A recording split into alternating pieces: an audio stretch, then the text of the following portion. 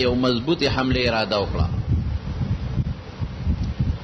او دې حمله کې د مسلمانانو ټول دشمنان شاملو. مدینه کې چې کم یهودیانو او پیغمبر علیه السلام وشړل بنو نذیر، د هغې مشران او د خیبر د یهودیانو مشران لاړل او د مکې مشرکانو سره لوزونه وکړل چې راشئ په مدینه حمله وکئ، تاسو به د مکې نه راشئ، مونږ به در سره په مدینه کې چې د مونږ کم یهود ملګري دي بنو قریظه هغوی به د سره ملګري کو او دا مسلمانان ختمول غواړي چې دا ختم کو. دی یهودیانو چې کم مشر و چې دا کم مکې ته تلي و د هغه نوم حیی ابن اخطب و او بل یو کافر و کنانه ابن الربیع، دا دواړه لاړل. د مکې مشرکانو هم زړه کې د مسلماني دشمنو خو دوی وپارول او روچت یې کړل او دا ډاډ یې ورکړه چې تاسو هم روځئ، موږ هم مرسته کوو او نور هم دله ملګري ګورو. نو د مکې او د مدینې په منځ کې قبایلي خلک اوسېدل، غطفانیان یې ورته وې. دی به په اجرت مړي کول، اجرتي قاتلانو، او که د چا به جنگ والا بدماشانو تاجت راغی نو دی له به لاړل، پیسې به یې ورکړې، دی به بدماشان ورکړل. ناست دی لو دا یا د یهودیانو مشران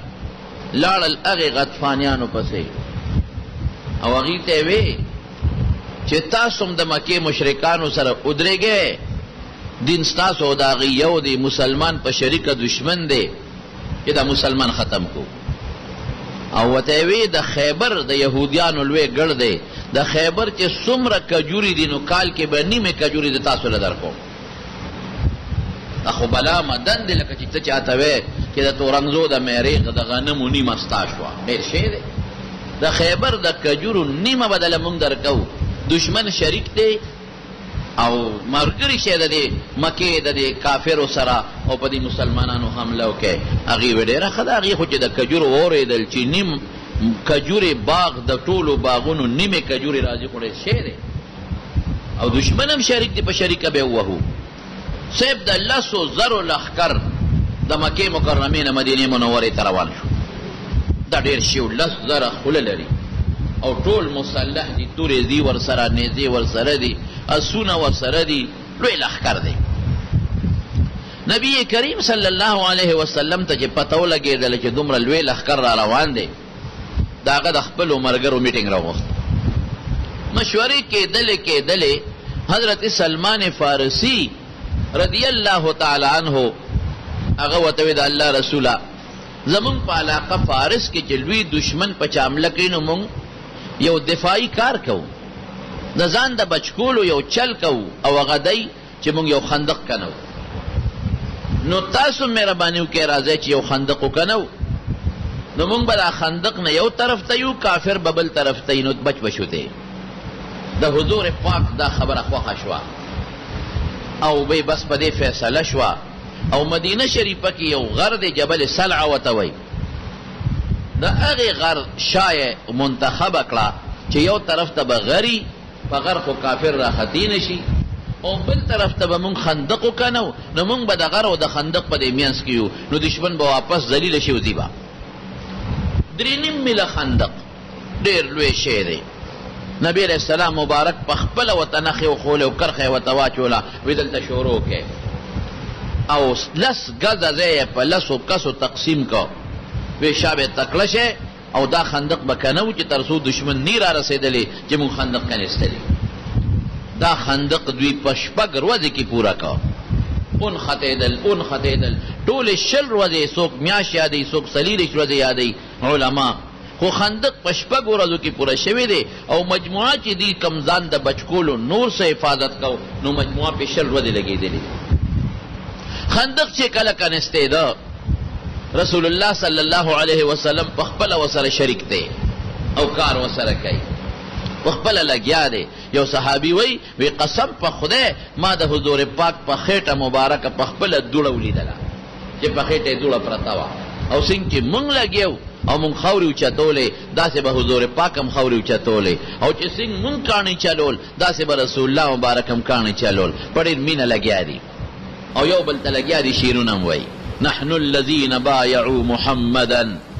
على الجهاد ما بقينا ابدا مونږ هغه خلک یو چې مونږ د رسول الله مبارک سره په دې جهاد د کافرو په مقابله کې بیعت کړی دی تر څو چې مونږ باقي یو مونږ به د پیغمبر سره یو خوشحالي یې تر څو چې مونږ باقي یو مونږ به د سره یو مونږ به د نه رستو کېږو او چې دا کم بیعت مو سره کړی دی په دې بیعت به ولاړ یو او د دشمن او د کافر مقابله کې به تر اخر دمه پورې مونږ جنګېږو لولا الله ما اهتدينا ولا تصدقنا ولا صلينا فأنزلا سكينة علينا إن الأولى بغوا علينا إذا أرادوا فتنة أبينا دا شیرونه وی لولا الله ما اهتدينا کدا خدای توفیق نه وي نو موږ به اسلام له نه راغلي دا الله په وجه راغلي ولا تصدقنا ولا صلينا نه به مصدقه زکاتونه ورکړو نه به منځ کړو دا خدای الله توفیق او چې موږ مسلمانان کړو او بیا موږ له د پدله کې دا واچول چې راشه منځونه هم کوا او صدقه او خیراتونه هم کوا دا خو الله چي کوم دا منځ کو او موږ روزي نیسو موږ صدقه ورکو دا د الله فضل دې موږ فضلونو کې دا مینه پیدا کړی دا ولا تصدقنا کدا خدای توفیق نه وینه به مصدقه ورکړي وینه به منځ کړي فانزلا سکینه علینا یا الله زموږ زړه مضبوط کې چې زړه مونږ خوېږي ګوره وثبت اقدام الخدایا کدی دشمن سره مونږ مخ په مخ شو نو خپېم کله کې چې تخپې مونږ خوېږي ان الاولى قد بغوا علينا دې خلکو موږ سره ظلم کړی دی زمونږ مقابله کې سرکشي کوي مونږ د وطن نه راوویستو دلته راپسې بیا راځي اذا ارادوا فتنه ابینا د دې یو مقصد دی چې واپس خپل کفر او شرک ته بوزي هغه کدی ځان د ظلم شین کې نو مونږ د دې نه انکار یو مونږ د خدای خپل دین را کړی دی غزور دین ختم هغه نه مونږ انکار کوو